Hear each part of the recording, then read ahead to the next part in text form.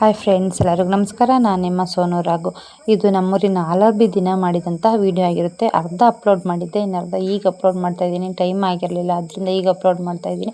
ನಾನು ವಿಡಿಯೋ ನೋಡ್ತಾ ಇರೋರು ಸಬ್ಸ್ಕ್ರೈಬ್ ಮಾಡ್ಕೊಂಡು ನೋಡಿ. ಸಬ್ಸ್ಕ್ರೈಬ್ ಮಾಡೋದು ಹೇಗೆ ಅಂತ ಗೊತ್ತಿಲ್ಲ ಅಂದರೆ ನನ್ನ ಚಾನಲ್ ಓಪನ್ ಮಾಡಿದ್ರೆ ಕಪ್ಪು ಕಲರಲ್ಲಿ ಸಬ್ಸ್ಕ್ರೈಬ್ ಅನ್ನೋ ಬಟನ್ ಕಾಣಿಸುತ್ತೆ.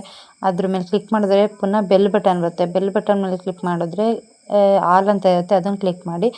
ಆಗ ನಾನು ಯಾವುದೇ ವಿಡಿಯೋ ಹಾಕಿದ್ರೂ ನಿಮಗೆ ನೋಟಿಫಿಕೇಷನ್ ಬರುತ್ತೆ, ಆಗ ನೋಡ್ಬೋದು.